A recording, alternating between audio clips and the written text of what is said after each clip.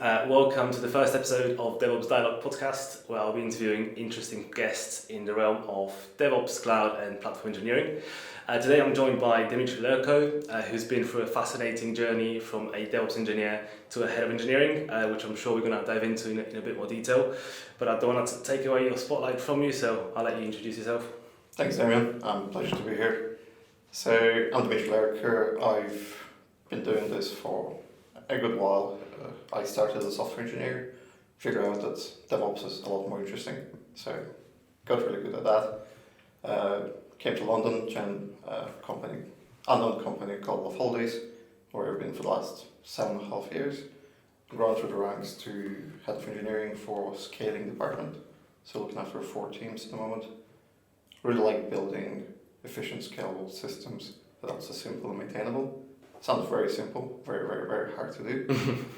Other than that, I'm just really love Kubernetes and anything that goes with it. Yeah, you strike me as a little bit of an anomaly in the industry. You've been with the same company for coming up to 8 years. So curious to know what kept you motivated throughout the time and how you progressed over the years.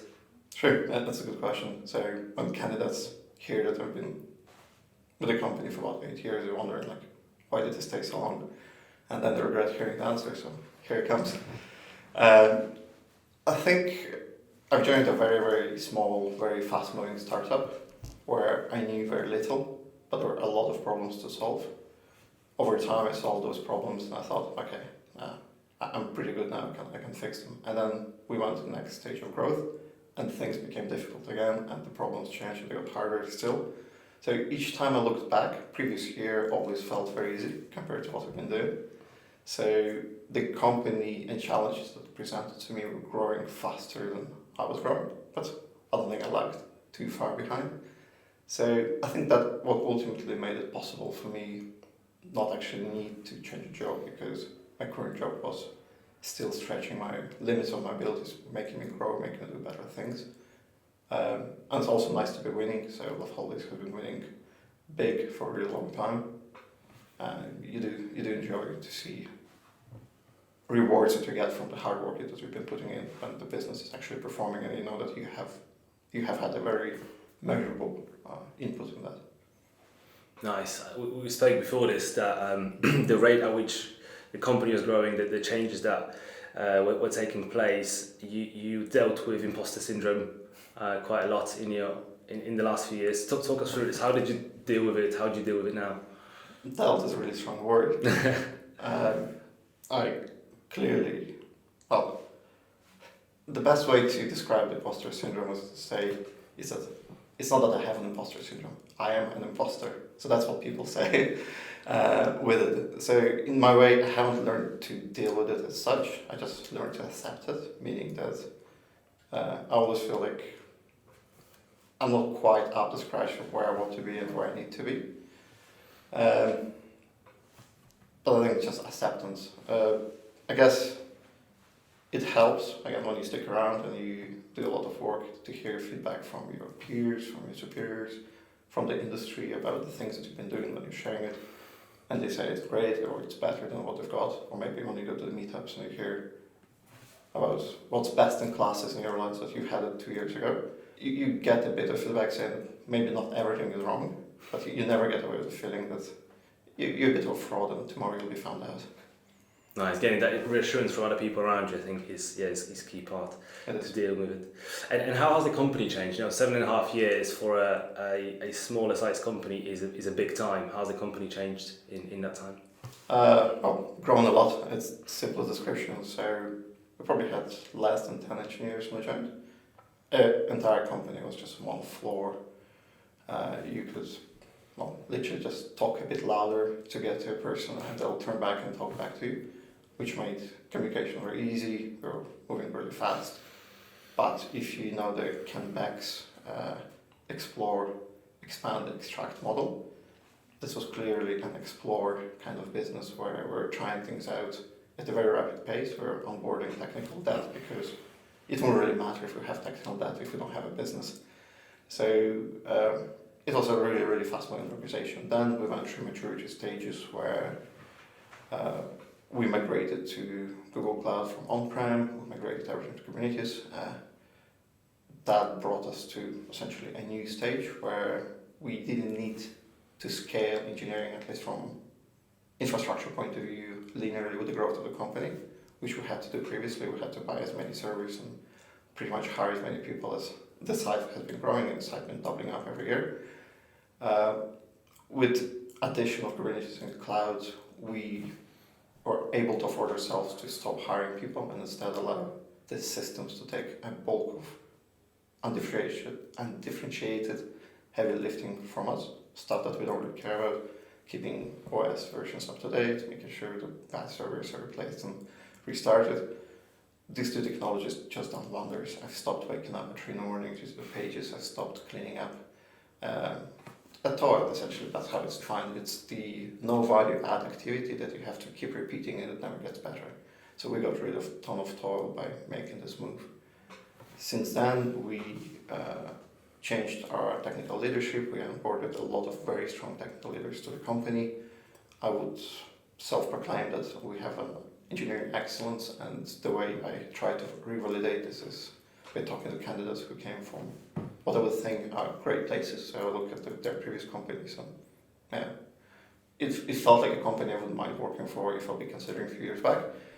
And they say that what we have here is way superior to what they had back then, their previous place, and that's a pretty good feedback to hear from the engineers, because when you're in the same bowl of soup for 8 years, you don't really know how things are like outside of your company, because you don't see it, you only hear it through conferences, meetups, blog posts, but those are not realities, those are marketing materials. Yes, a lot of them are pretty close to the truth, but still, people hide the real struggles, the real problems, and show the best they could.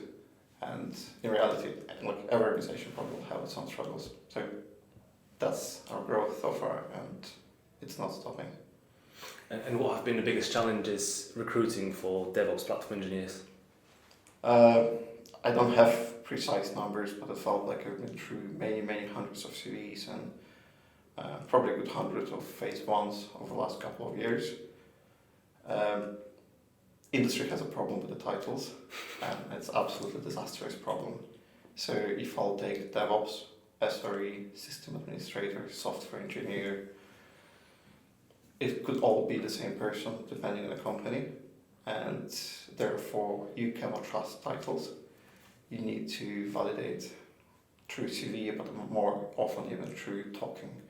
I think we talked about imposter syndrome a little, where I never feel like I'm doing a good enough job, but it's definitely not a common problem in the industry, especially if you judge by the CVs, because I think they know everything. I absolutely love and to use a self-ranked assessment of your skills in the CVs, where somebody ranks himself or herself from 0 to 10.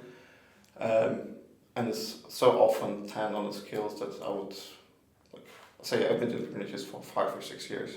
I'm probably 5 or 6 out of 10. And I see 10 all the time. And the 10s never materialize for interviewing. So this is hard for just hiring the right talent, is because people don't tell you the truth. And it's not that they're lying to you. I think from their perspective, because they're in a different area of how the good looks like. In the world where they work, they're good because they're superior to everyone that they're working with.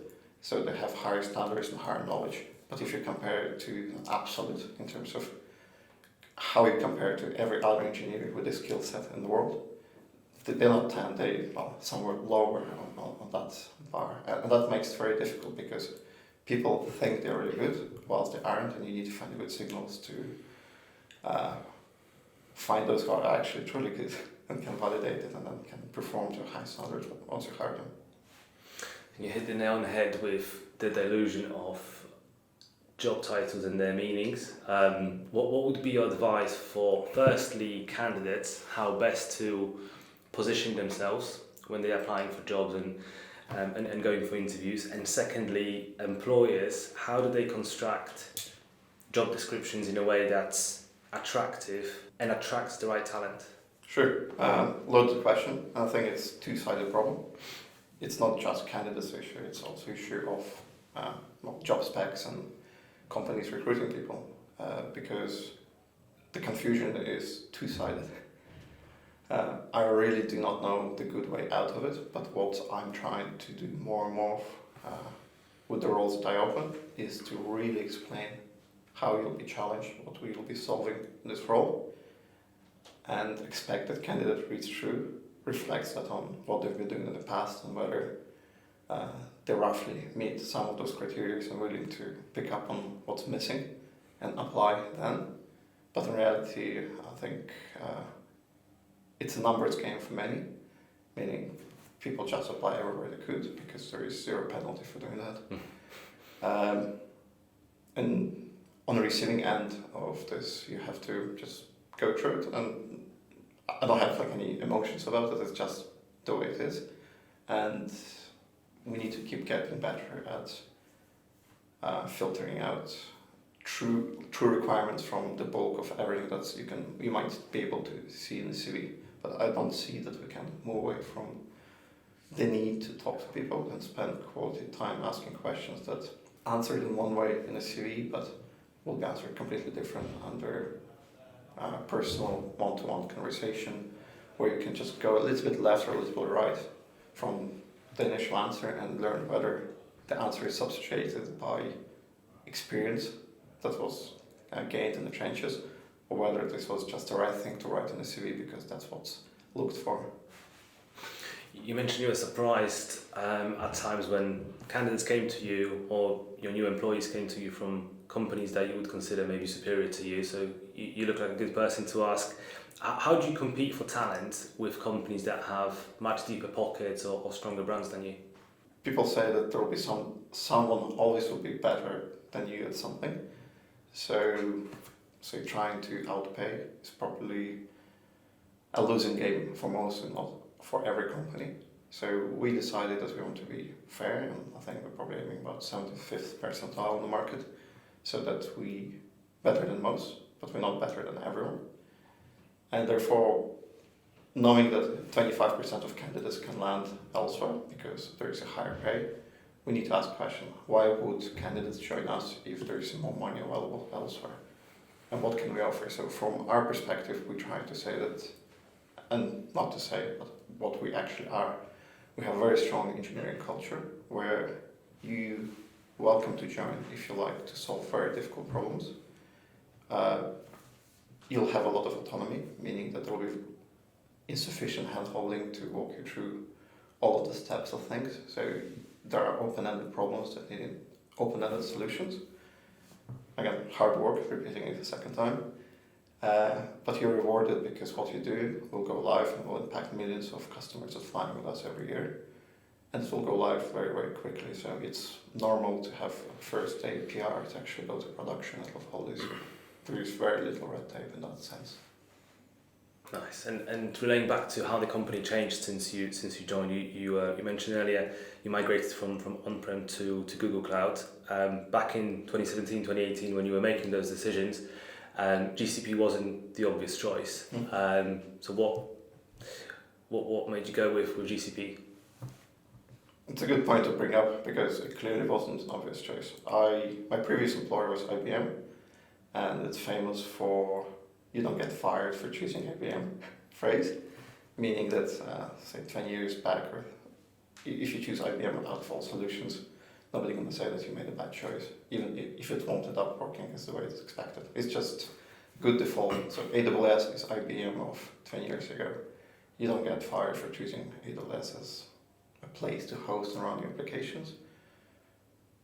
But it's good to be critical of standards because standards were made with some other assumptions, maybe with different scale or maybe with enterprise requirements.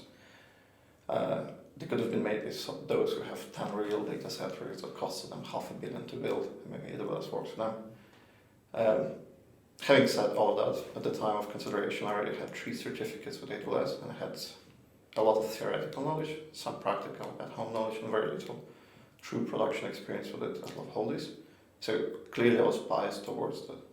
So what we needed to do before moving to cloud, we had to pick most sensitive application and largest application that we had on our stack It was sensitive in terms of latency and also reliability too. If it goes down, we're losing a lot of money every minute. And running it to a good standard was pretty difficult as well. So that was supporting our search systems. I talked to AWS. They had a really good program to give credits to companies willing to use AWS so they can try things out, because they know they'll get their return on investment in thousands over next year or so once people actually move. I got $5,000 and I've spent probably 2 months, or maybe 2.5 months trying to get this very application running. But the bulk of work probably fell into 5 weeks period. And most of the time what I've been doing is asking for more privileges, allowing me to run instances that I want to run in this particular region. I had full support of account manager and they couldn't give me what I wanted, even that it was available there on paper.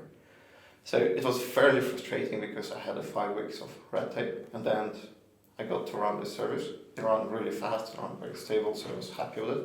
It would be a bit more expensive than on-prem, but you get other benefits from it. Before deciding to just pull the trigger on the bus, I knew it would be rational to see what else was there. I really couldn't say yes to Azure, sorry. But I did try GCP. And GCP was the very opposite to AWS. They had no way I could reach out to and actually get the credits to try things out. Even that I was trying to do it with a partner who had a pretty good relationship with them. So they just haven't had a thing for that. So I took a company credit card, opened a trial account, which had about $300. And without any knowledge of GCP, never using it before, I had a full POC running in 2 days' time. And that cost me, I think, £80. So I haven't even used up all the credits. And from there I could see that we are a fast-moving company that's planning to grow a lot. We cannot build something full of red tape. We just need to move fast, and we want things that we don't care about too much to be handled by others.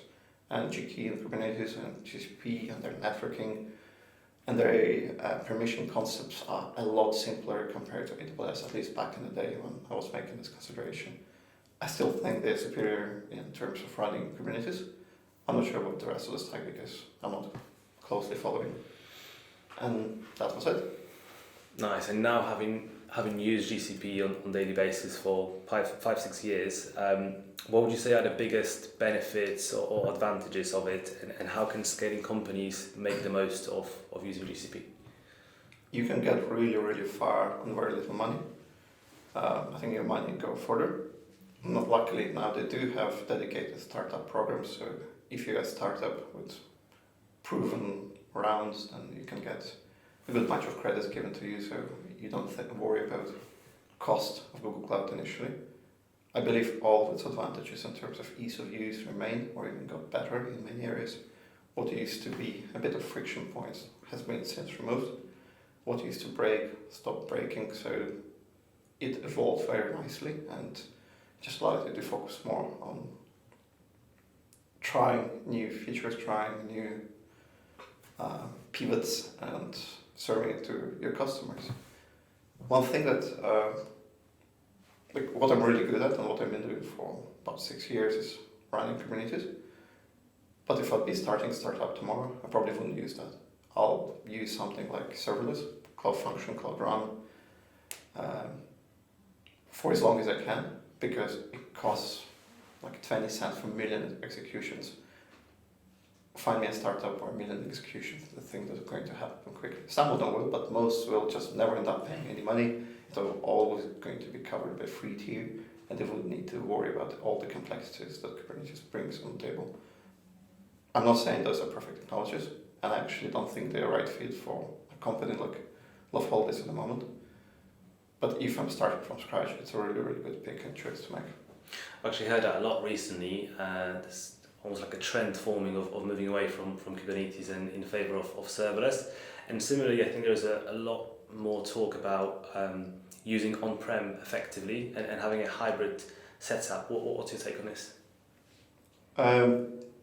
So I think moving to large-scale systems that are actually truly high load, and they do a lot to serverless, and I mean they're high load all the time, it's a big gamble. those technologies do come with their own problems, and mainly it's because it's now a black box. You are only given what you're given, and therefore you have to deal with constraints of the system.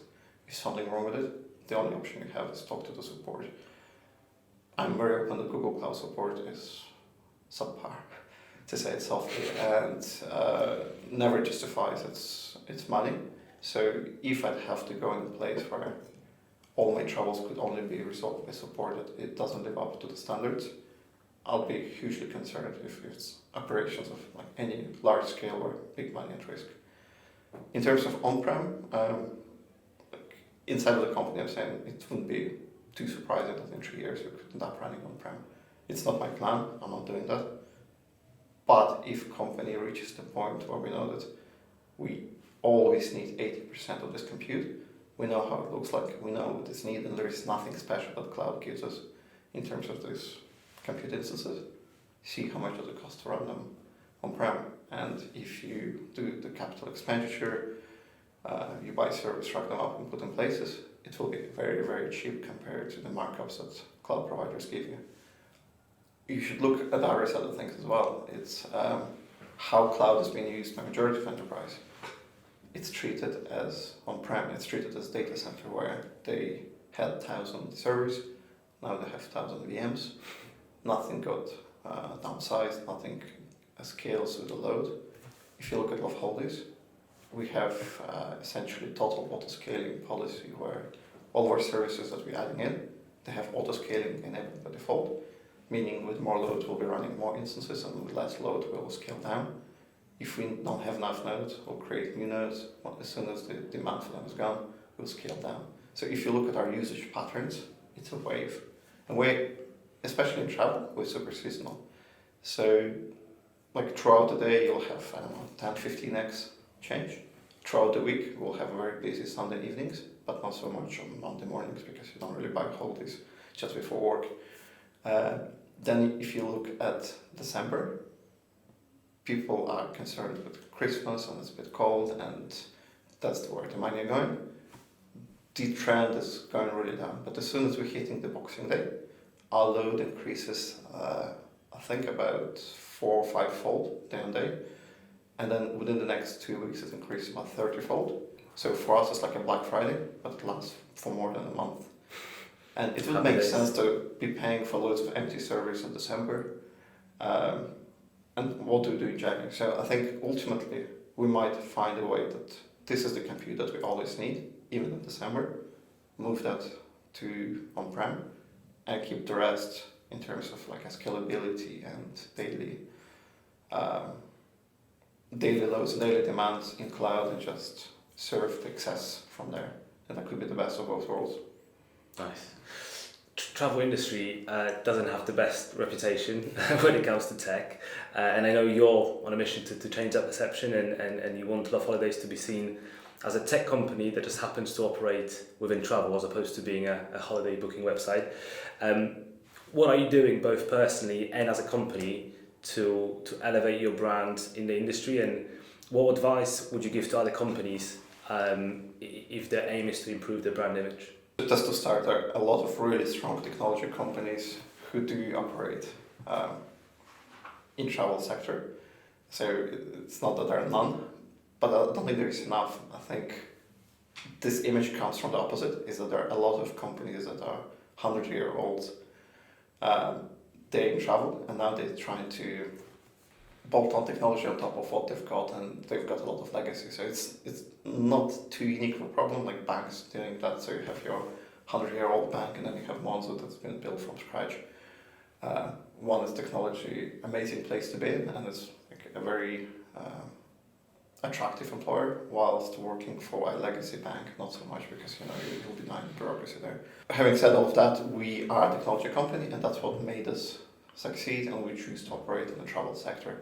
It's very important for us to portray this image and make sure that the candidates considering the next place to work understand that, because it's not always obvious from the outside in what kind of travel company you actually are.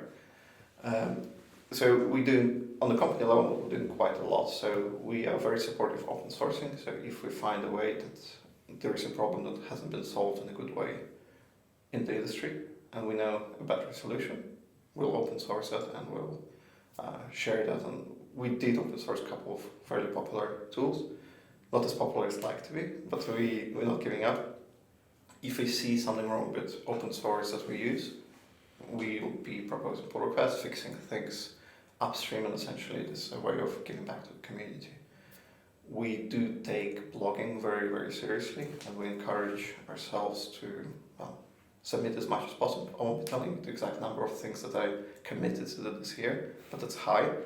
Luckily, today's session ticks one of those points. And the reason why is because I strongly believe that we do a lot of really cool stuff, and even within the company it's hard to keep track of everything that's going on, and industry just remains clueless about the achievements that we've done, what difficult problems we have actually solved.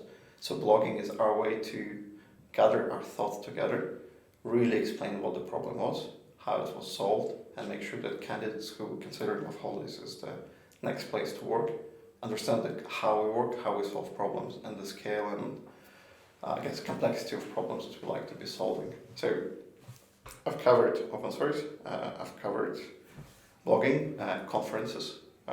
We obviously do sponsor attendance of our employees to go out and learn from others and also talk back and share what we've done. We do present at conferences, we sponsor conferences at a thing like Women in Tech or PerfCon in Amsterdam. I think we've been sponsoring them for the last 2 years, and it's an amazing place where people really passionate about performance get together and just having a great time for a few days, and we always come back knowing more than before, but I hope that others also come back from that conference knowing more because they talked to engineers from our company and learned a trick or two from us. So that's what I can think of from the company point of view. From my personal is that I've been blogging, I've been presenting at conferences, meetups, yeah. A lot of good stuff, more than most companies, I think, so you're doing really well. You mentioned sponsoring women in conferences, perhaps not the best coming from two white males, to talk about diversity, but yeah. But I wanted to get your thoughts. What do you think are the main factors contributing to such low representation of females and people from ethnic minorities in the industry? It's a loaded question. I wish I knew the true root cause. But I think it goes back generationally rather than it's not this year problem, or it's not even 20 years ago problem. I think it's a yet another generational problem that will get naturally resolved, but it will still take time. And the best way I can look at it is that I've just watched some movies from the 50s. I wouldn't remember the name. And the stuff that I'm seeing there, like, oh wow, no, you cannot be saying that. No, you cannot be saying that. No way, that was shown in theaters and that was okay, wow. But that was literally okay 70 years ago, and everybody thought that's totally acceptable. There is nothing wrong with it. Let's show it to everyone because that's the standard. And it absolutely doesn't work today. And the things that are still problems, some of them are huge problems. I'm very optimistic that they won't be, and hopefully wait less than 70 years. I don't think we should be waiting 70 years to solve diversity and minority problems. I think technology is a hard problem, area to work in, full stop. No matter your background or your gender. And I think we should just be a bit more empathetic and easier on others and be more welcoming overall. And as companies, what can we do? Perhaps both as tech employers as well as tech recruiters, what could we be doing to help increase diversity? This is why I come back to this being a long-term problem, because I feel like it's good to be fixing it at all the gates that it passes through. But if you look far behind, it probably started with a family of a person, like a grandmother of the person now considering a career path, and what was custom in their family tradition and what was custom in the next generation of the family that they had. So we all carry a lot of customs and family opinion and that with us, and what was okay for previous generations got embedded into our thinking. So knowing how open-minded the current generation is, my hope is that this will be very, very well reflected in those applying for jobs in about 18 years' time from now, or less, because of that, because there will be a lot less stigma about saying, well, boys play with the cars and girls play with Barbies. That are like those stereotypes to portray on our children, or who used to be portrayed back in the day, they stick. Like, we don't think they do, but they actually do. And then you apply it across, as I said, many gates. So that's the educational system, that's just the image, that's the popular media. Should that be a white young guy in a hoodie in a dark room to portray somebody who is like a technology savvy? Or should be that any kind of person is shown there? And that's just repeated also, like everywhere. Nice. You made a comparison a minute ago between banks and Monzo. I'm sensing you're aspiring to be the Monzo of the travel industry. So from a technical perspective, how is the Loveholidays platform designed to be best in class?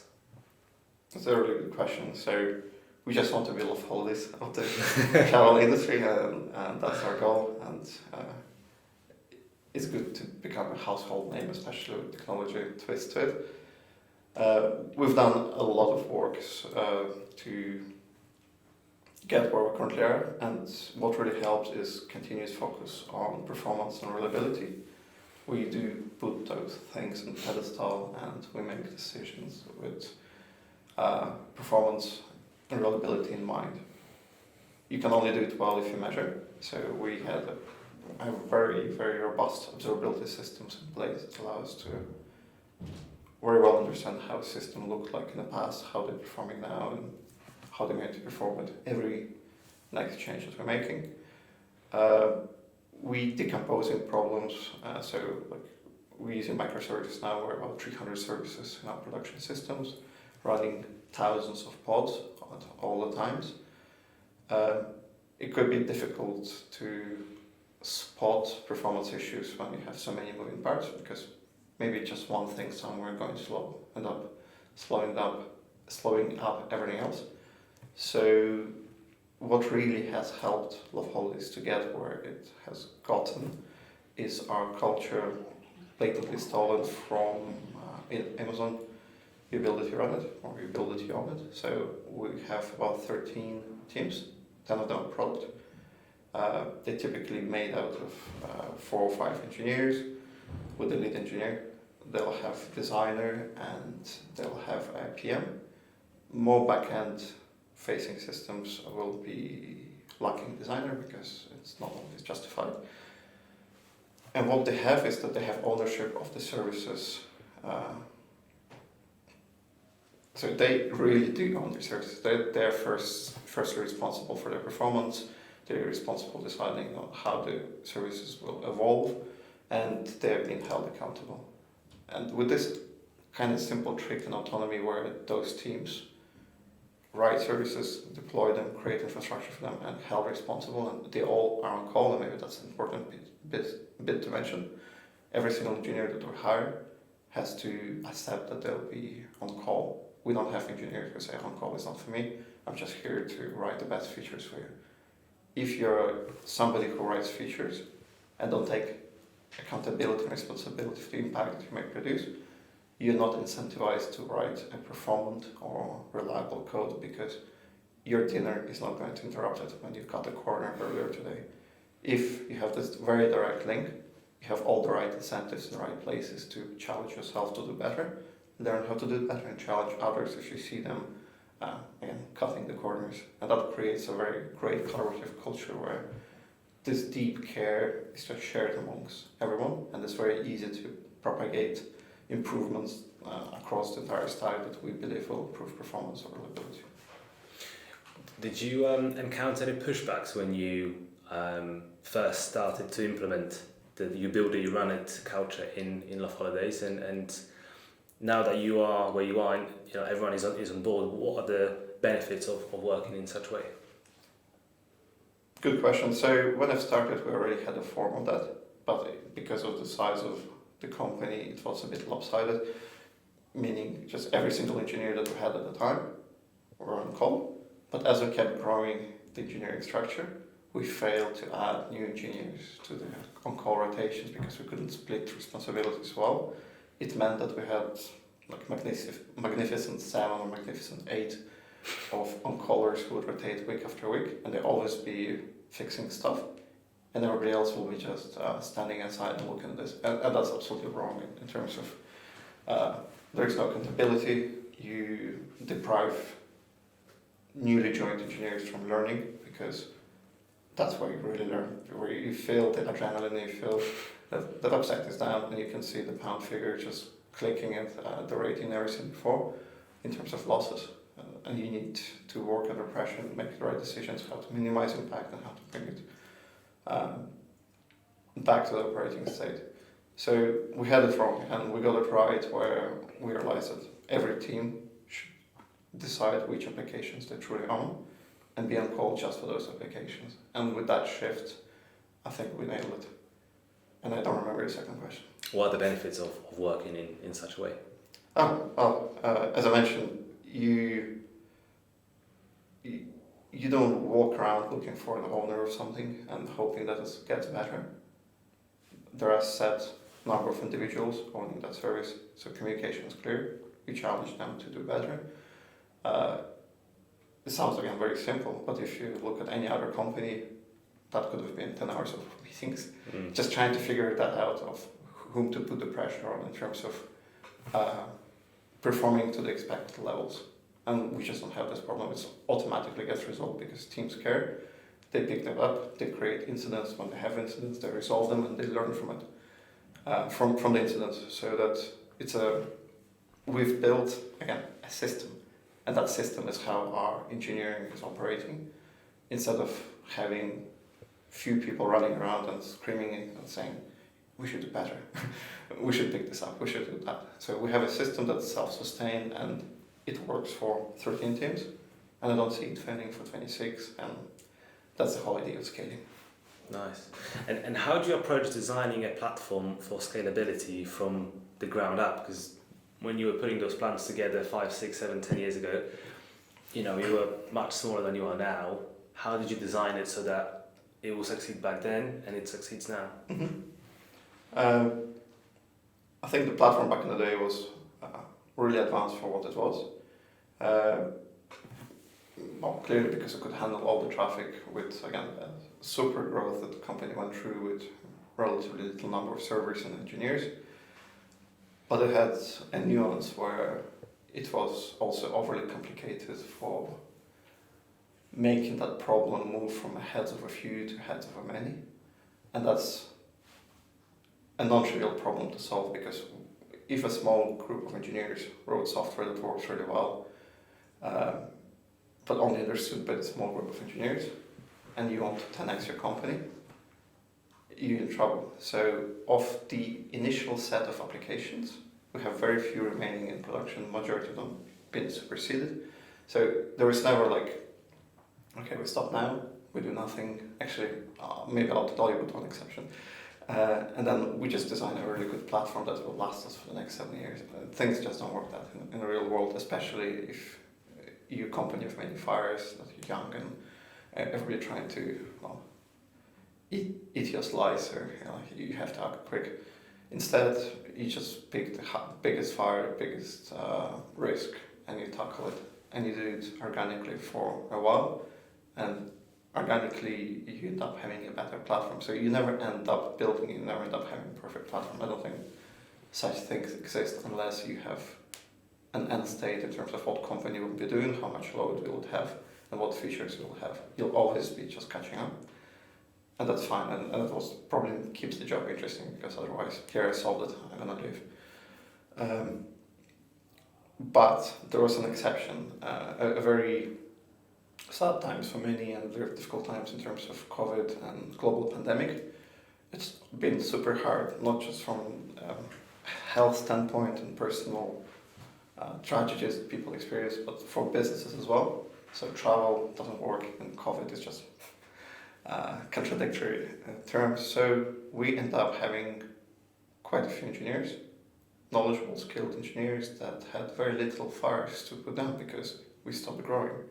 We realized we have a lot of time in our hands, but we had a very well imprinted memories of what we didn't like and what things used to break, and we decided to use this time wisely to address not just one issue at a time, but pick an entire domain and think of how this domain can look like if it would be designed from scratch, and that can last another 10x and 10x after that. And that's what has been done, and that's really helped our, say, search platform to be even more performant than before, but now no longer with any scalability or performance risks, scalability or reliability risks that we had in the past. Because in the past, like in the early years of Usefulness, we could have the website down 4 times a week, sometimes 2 hours in a row. Let's talk about stress. We no longer have that. When we're having many incidents because we're super sensitive, but the website is always up there. We are creating incidents because that little thing doesn't do what we want, and we solve it in a very, very orderly manner. But we no longer draw like hordes of people on the website down, and we're no longer impacting our customers like we used to because we matured. And aside from nailing the technical aspect of your platform, what were the main success factors that allowed you to scale so significantly in just a few years? So I personally say that we got a stellar executive team. We also happen to build a product that's highly in demand because Loveholidays has been profitable from 6 months into existence. So we're not a venture capital business that get influx of tens of millions every 2 years to double up our staffing with the hope that one day this will turn profit. We've always been making money, and therefore the growth has been organic, which I think is a pretty good place to be in because you have time, just enough time to make not right decision, but probably least worst to be progressing forward. Commercially, again, we had something that people really wanted. If you, even now, and I'm surprised, I've been nearly 8 years of holidays, it's hard to find a website that will just allow you to search for holidays and filter down to what you want, instead of asking you, hey, where are you flying from, where are you flying to, and when, how many nights, right, okay, and now wait 30 seconds until I give you some results. You want to see the next page? Well, give me another 30 seconds. I don't believe that, like, I always surprised to, if I ever try some competitor's website, how things haven't moved on. If you try Loveholidays, we don't ask you anything. You can click search straight away, you'll see 30 results, and you're like, yeah, but actually I prefer Spain. And you just add Spain, and now you see the 30 result, but they for Spain. And between you adding Spain and getting new results, you probably wait about 100 milliseconds, 150 milliseconds. And everything that you continue doing on our website will be just as fast. And if you determine personally, you maybe had a bet in a pub that you're going to book a holiday to X country in 3 minutes, with our website you can. And you probably have a minute and a half to spare. So we have really optimized it to make product well understood and easy for customers to use and really fast. Like, we're obsessed with the speed, and we've been able to prove that customers care as well, because we had better conversion on a faster performing website compared to a slower performing website that we proved with A/B testing. Your progression over the years from a DevOps engineer to a head of engineering is rather unique. It doesn't happen that often in the industry that people from DevOps roles, whatever, progress into a head of engineering. What do you think enabled you to do that and progress into the role you are now? It's a bit unfair that industry is a little bit too focused on software engineers, progress to heads of directors and VPs, and others don't. Because to me, it almost doesn't make any sense. If you open a startup CTO role on LinkedIn and just open 100 of them, and you'll see that about 60 or 70% startup CTO roles saying that they care about skills that DevOps engineers have, and rarely even mention a programming language. They care about clouds, they care about containerization and observability. maybe they're just weird job specs, but to take a look, maybe it's my bias and you prove me wrong and I'll be happy to put this one to rest. So people coming from, say, roughly operational background that don't get turned into developer productivity and just optimizing software developer lifecycle, their job for a while has been making other engineers' job go smoothly, optimize, make companies go fast. It's pretty valuable skills for a leader in the field to have because they deeply understand it. If you then look at engineers, not every engineer will be as passionate about those particular aspects of their roles. Many of them will have deep passions about some features of their programming languages or optimizing their code, but not necessarily the workflows. And I think head of engineering role implies process people and technology, but a lot of it is how to make a large pool of teams and people perform even better than they currently do. Your tenure is also quite unique. You've been with the same company for 7.5, 8 years. It doesn't happen very often that someone stays that long in one place. What's your take on the average tenure in the industry, and what do you think that job hopping is caused by? Do you think is it money driven? Do people think they'll progress quicker? Quite ironic because obviously you stayed in one place and you progressed really quickly. So what's your take on this? It's multidimensional, but it's a really good topic. So obviously it worked pretty well for me, as you mentioned, but it only happened because I joined a high growth company and enjoyed the ride. So if you knew which company is going to be high growth, then you probably should just go and spend your time trading and you'll be very rich and won't have to work as much. It's just a finger in the air. So I know that some people are genuinely making mistakes, changing jobs, and they are being grossly missold roles. I can't believe how this is acceptable for somebody to lie during the interview in terms of what the job is going to be like, because it's only going to take them a notice period and 1 week to find out what the truth is. So what sort of game are you playing trying to tell a person that you're going to have this, but that was never a plan? Yet, I know from firsthand, from very close connections of mine, that not everything that you've been told will actually materialize. And therefore, when looking at essentially job hopping signals and the CVs, I do give a benefit of the doubt, meaning that I can allow for an instance, or maybe even two, because that could be truly genuine, or company, especially as we're living through fairly difficult financial times now, go bust or they lay off people, and it's not always that companies lay off the weakest performer. It's not always a logical thing. It could be just connections or truly randomized method. So I shouldn't try and predict why a person has lost their job. So what drives most individuals, I think, is just money, because it's a proven strategy to maximize your returns in the short term, because your current salary is often considered in the next offer that you're getting, and you can play this game a little bit, but to me, knowing that how much I invest into people who join my teams, I'd be reluctant to consider a candidate that I've seen having like a range of 6 or 7 months stints before considering this role, unless they've been truly like a contractor, and therefore that's just how things work. What's the one piece of advice you've received that had the biggest impact on you? I haven't quite received it, but I've read it somewhere. Good enough. Exactly.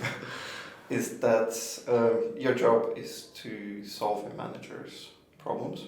So it might sound like, well, you do what your manager says. No, it's not that way. It's not that you're becoming a never-ending yes man. It's more about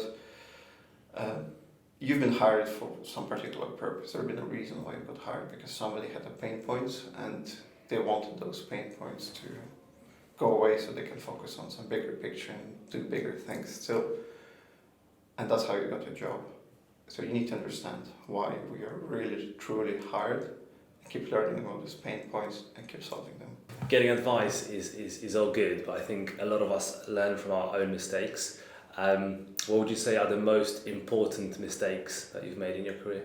I care about candidates being open about making mistakes. It's a very human thing, especially if you move fast, that's your learning. If candidate tries to hide mistakes at all costs, that's a bit of a culture problem, because it could stem from where they currently work or maybe their background, but it's still an issue, because if I hire a person who is unable to admit mistakes are getting hidden and not propagated, and problems grow bigger until they take down and have much larger impact if they would be sorted at the moment when the issue was discovered.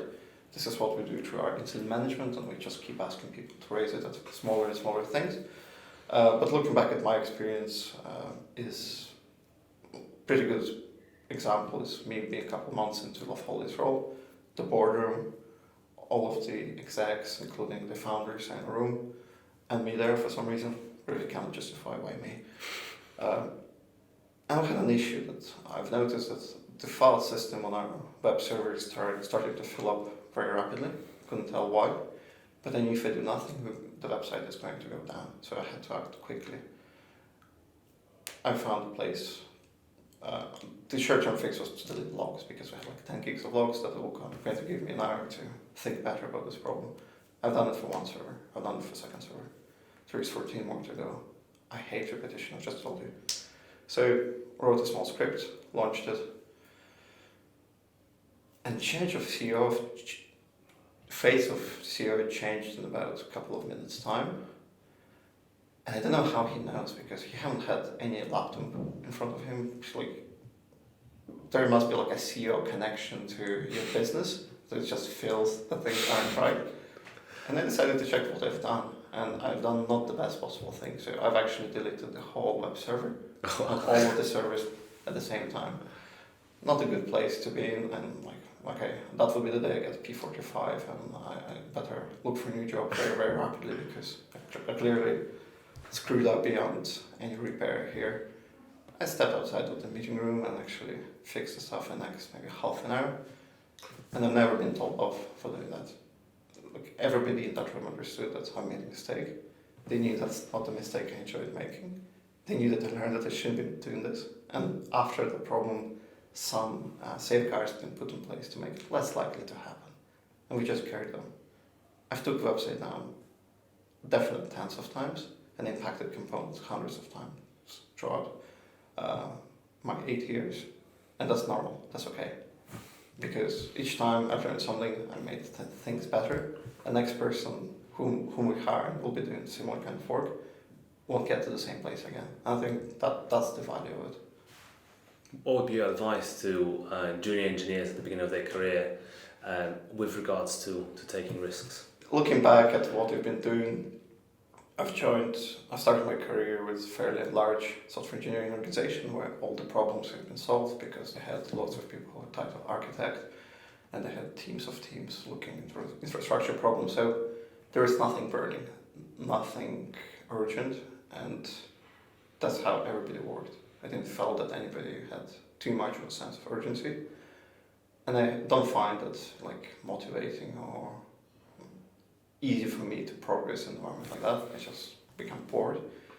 So what I wish that my first few years in the career were consulting.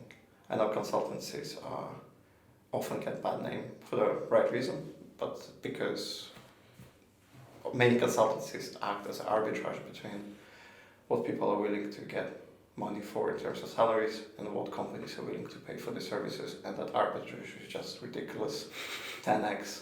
So you're paying thousands for specialists who are getting barely hundreds for the work they do. But not all consultancies are bad, and there are definitely a lot of really deep technologists, consultancies that care and do a really good job.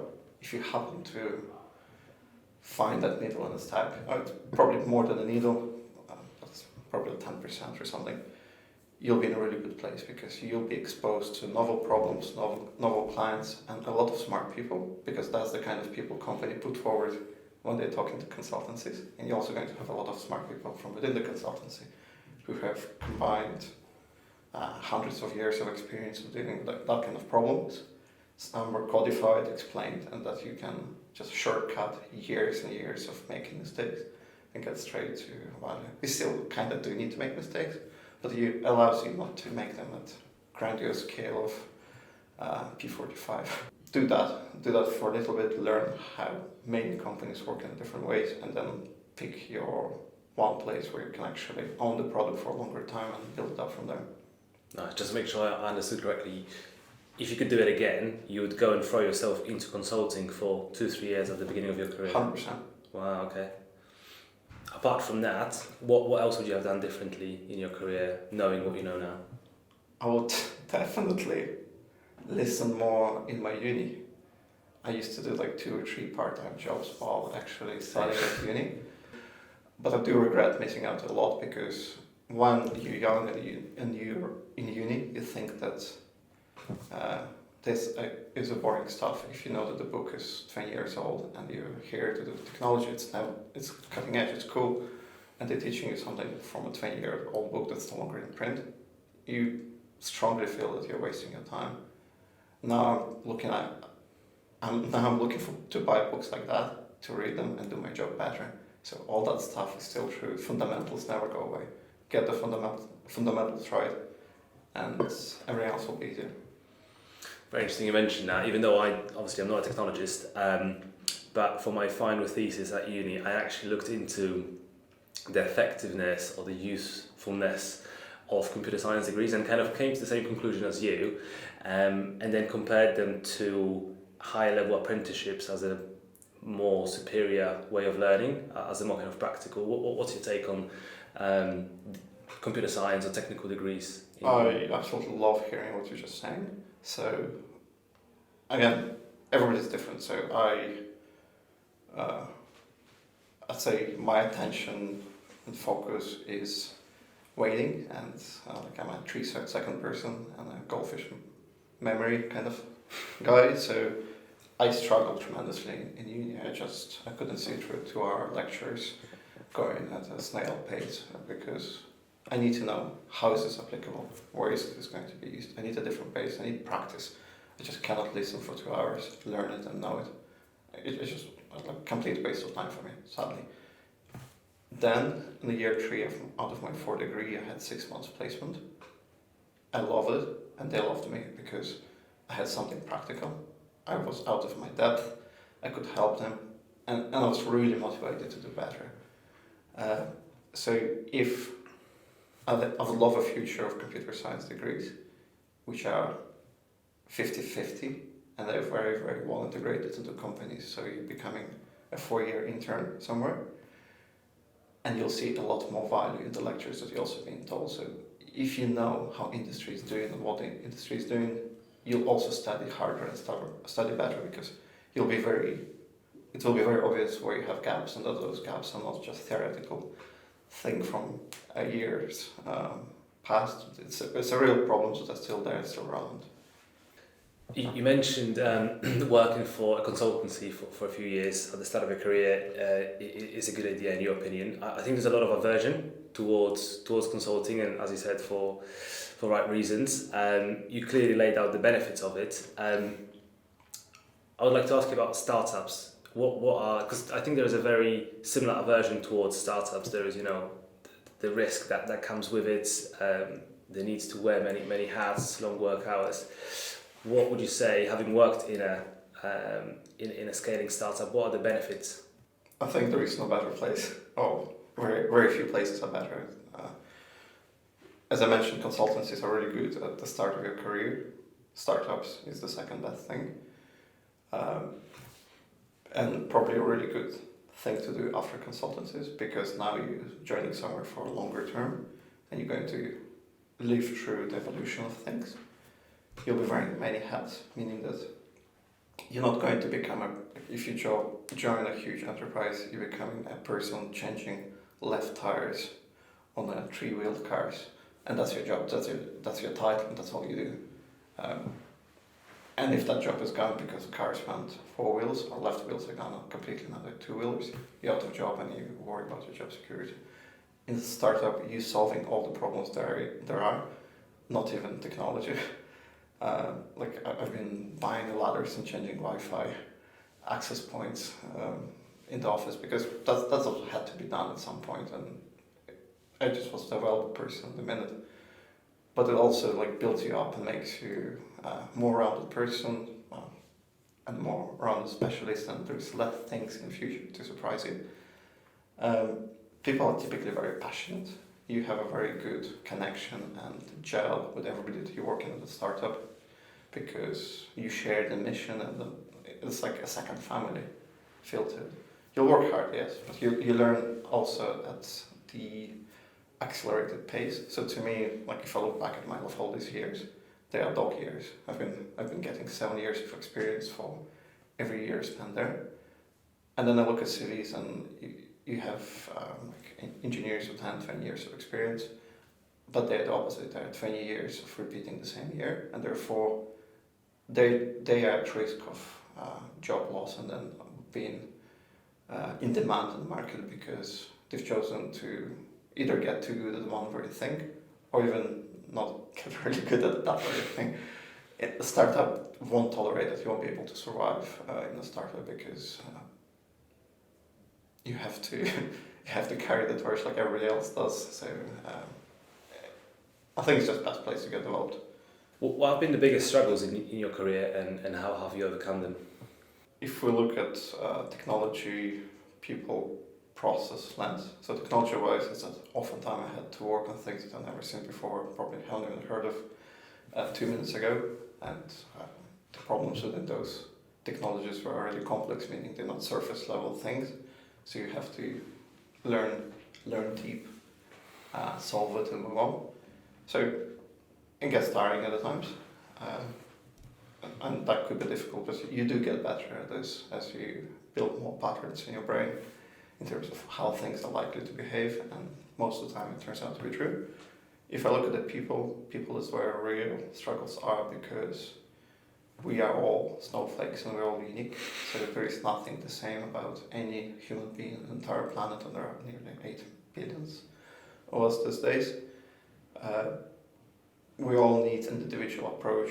Different things motivate us. We have different moods, and because we're not even electronic, we're not mathematical, we're biological, so we're chemistry. Meaning that some days I'm angry or pissed off, and I couldn't even tell myself I'm angry and pissed off because chemistry landed on me that way in the morning. It's good when I have awareness so that I avoid talking to other people, so I don't make them feel like I'm angry with them. I just angry.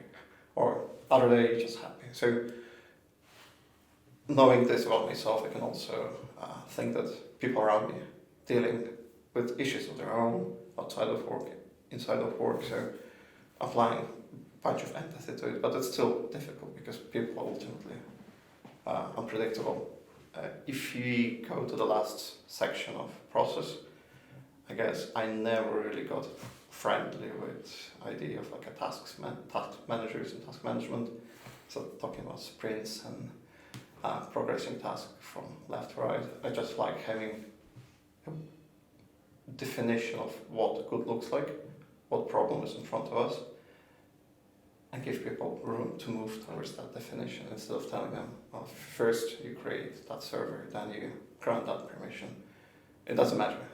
I care about the goal, and I'm telling you how good would look like in the end, and I'm there to support you when you're stuck.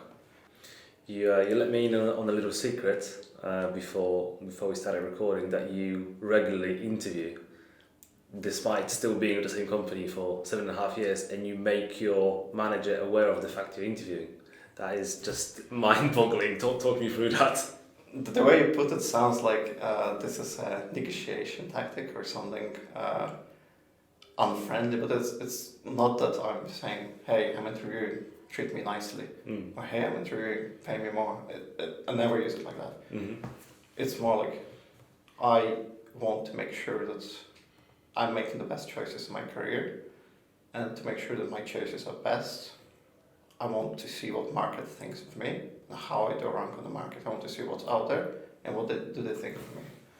I often found the time spent on interviewing highly valuable in terms of return on investment, because I learned how other people think, I learned what other people do, and I learn what other people care about, and I also learn how much they're willing to pay me.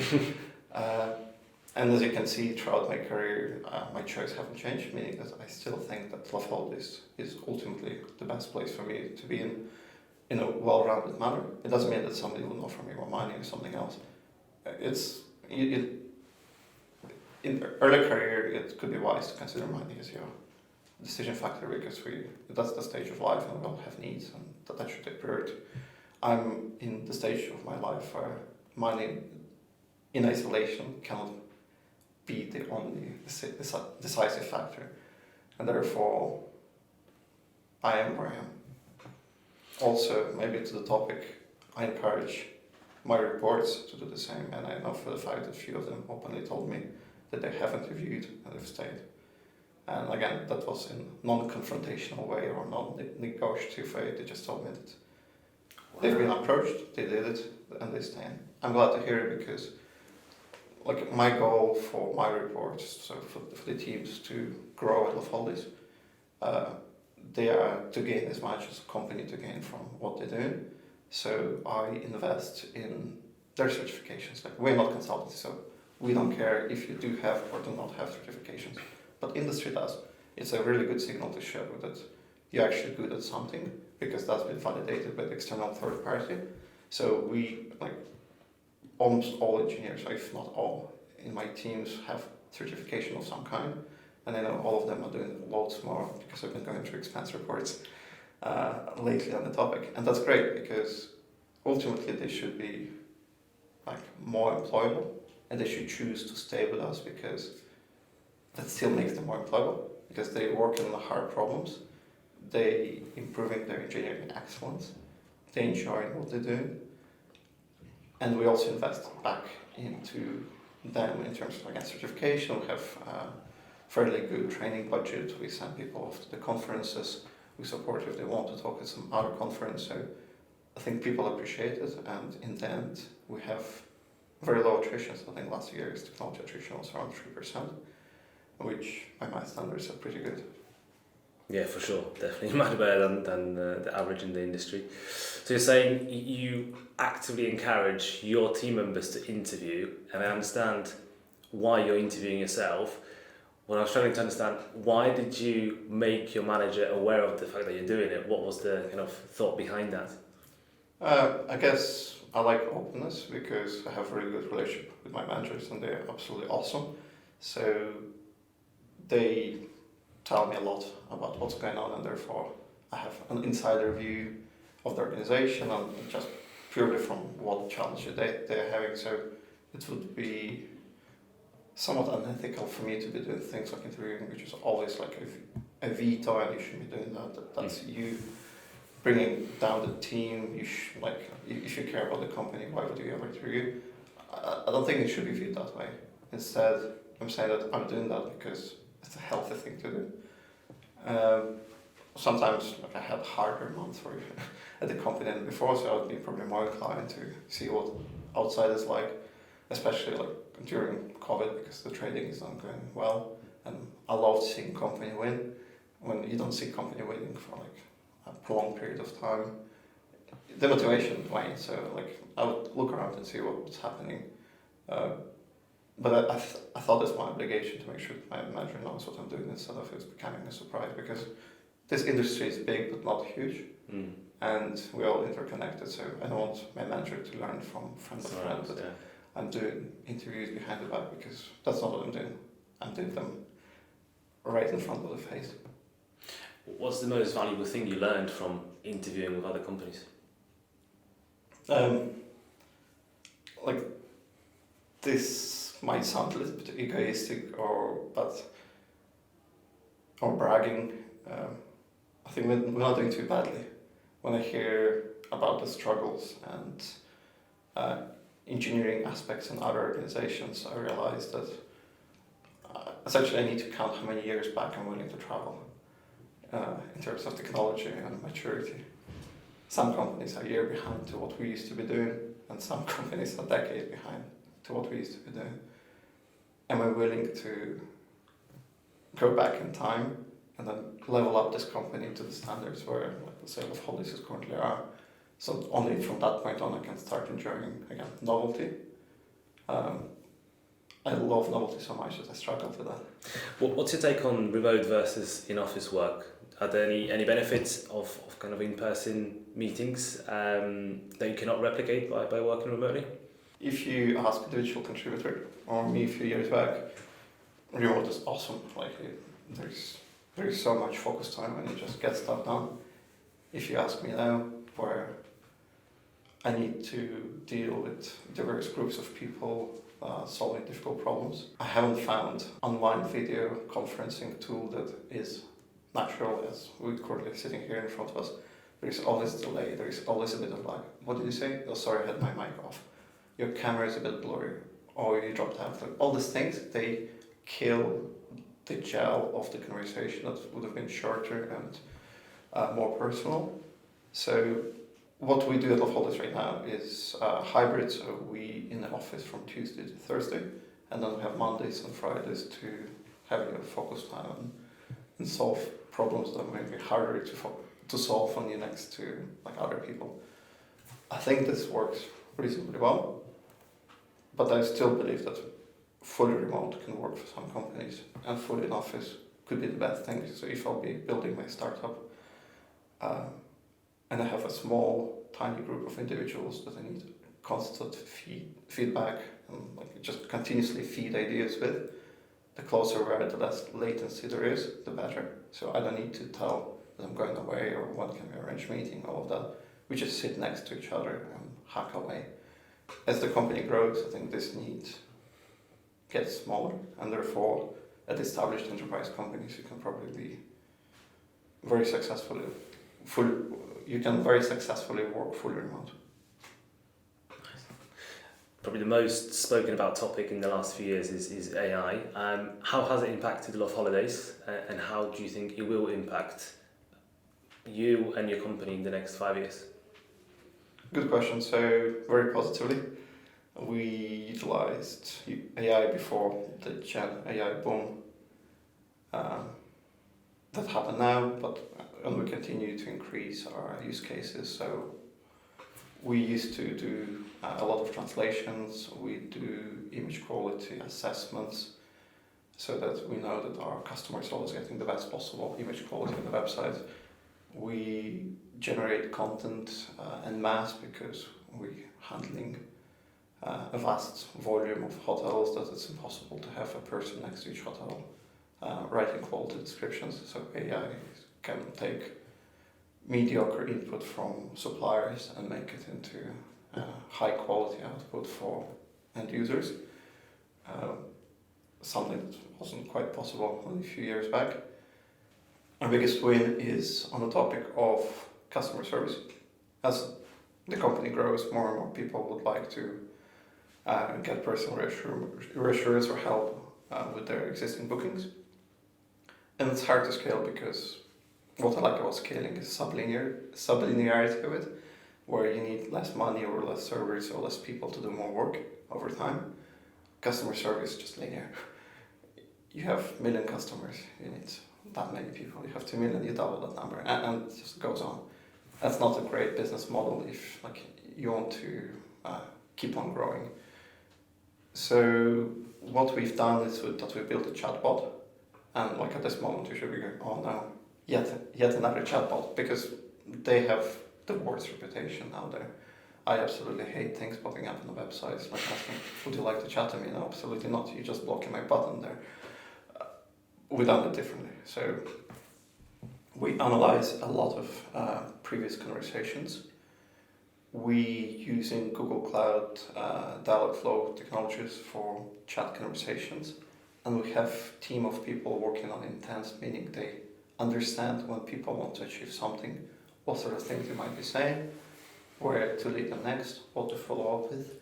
So we've presented and won multiple awards in terms of this chatbot AI, which currently solves about half of our inbound requests.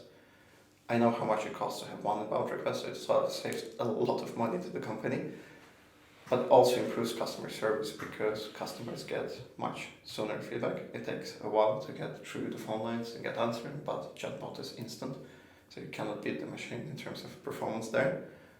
But the most amazing part of this is that people like it and people enjoy it. And that was even shocking to me, and I worked for the company.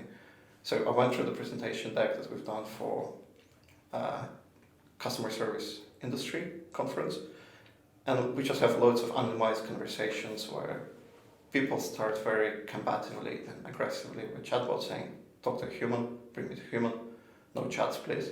So they want to get out. We cannot give them phone line in the second that they ask, so we're saying, fine, we'll get you through a person. Would you mind telling us why you're actually here? And all of these conversations are not robotic, they actually typed as a real person would do, just like I've told you. And people, well, I've made the booking, but I never specified my middle name. So obviously I'm not going to be able to fly tomorrow, and I'm really, really worried. Like, worry not. Middle names are not mandatory for your flight reservations. Is there anything else I can help you with? Yeah, what's the baggage allowance? Oh, it's 20 kilograms for you. Amazing, thank you. You've been actually a helpful chatbot. And there are 100 examples like that where people just end up saying, I cannot believe it, but I love this. And that's the way I like to get help with it in the future. So this is an amazing use of AI, where through AI we can give people what they want faster in a way that they enjoy more than getting on a phone call and trying to explain what your actual problem is. So to me, it's just tremendous. Nice. And apart from AI, what do you think are the most exciting emerging technologies? I personally would really keen to learn what, again, Gen AI and machine learning combined together can do for operations, because that's where I spend a lot of my time, making sure that systems run smoothly. We learn about something not looking right. We learn why, and we bring them back to a good state. That's the kind of technology I would like to emerge, but it's not necessarily an emerging technology. But I cannot see markets just ignoring this need and niche and not solving it. So I think in a few years' time, hiring for SREs might be easier because we'll need less of them, but that's also a concern for all of us, because some of this technology gets really, really good, and it's harder to justify having one of me sitting there. I think you made a really, really valid / scary point. I think an ultimate goal of an SRE platform engineer is to, at least to an extent, automate yourself out of a job. Where do you think this domain is going in the next 5-10 years? There will be a lot less jobs. So I think maybe a job growth will stagnate and go in reverse. And it will be given into automation, even despite world going more digital and more technology being used overall. I think, looking at Loveholidays as a prime example, for some period of time, there was only 2 people on the team operating the entire website. Then it was 3 people on the team. Currently it's 5. It's not a huge number given the volume of traffic and what we do, and given how many passengers are flying with us. If you look back 10-15 years, it would be easily a team of 50 or 100 to do the same. But with technology like Google Cloud and Kubernetes, where person getting on call, logging in and fixing stuff, it's just happening automatically all the time. What would your advice be to the platform DevOps SREs of today? What should they do for the next 5-10 years to future-proof their career? I think AI hallucinates. That's one of the problems, and it brings you some of the way, but currently not fully.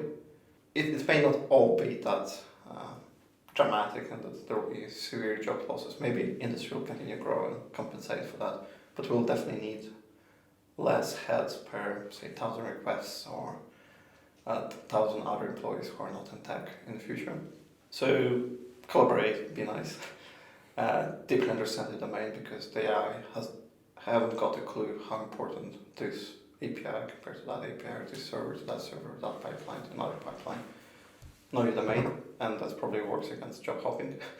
If you can hop a job every 6 months and be productive, that may be a bit less applicable in the future, because if you could be productive in 6 months, then AI can probably also be productive on that toolset. And whilst if you'll have some deep expertise, it will take longer to replicate.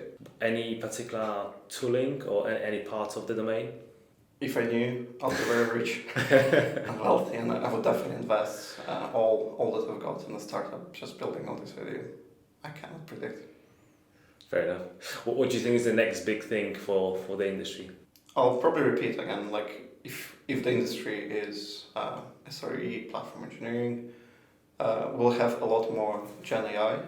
Taking Loveholidays for example, and maybe I'm just giving away the best business idea possible or the worst, so treat it with caution.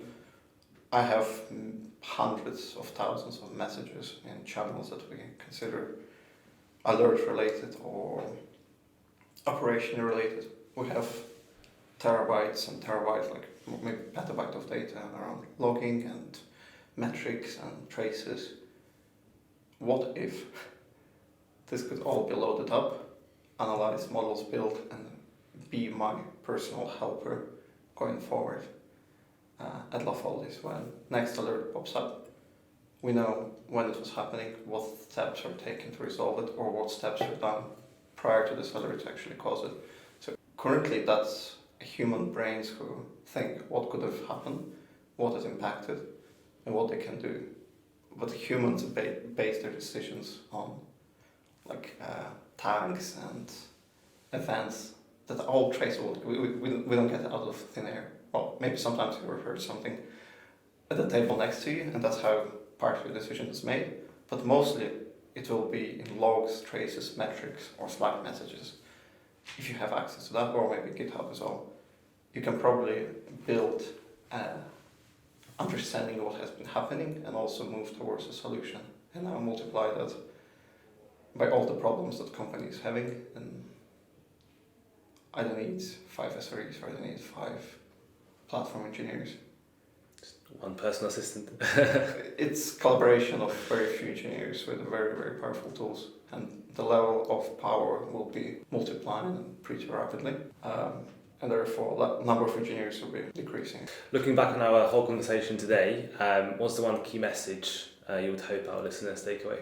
It pays off to not job hop, because you become an expert in the domain, and you can grow with fast-growing companies. But there's a huge asterisk. If you're stuck in a dead-end job and there is no progression, there is no growth, that's not the reason to stay there. So it pays off to be loyal to the companies that are loyal to you, and you both benefit and grow together, so there's a synergy. It's not in unison, it's not like a one-way street where you're giving your life efforts to something that will never appreciate it. You've been a great guest, hopefully first of many. Thank you so much, Dmitri. Thank you. Thank you very much for tuning in. If you enjoyed this episode, subscribe to our channel for more content like this. Thanks.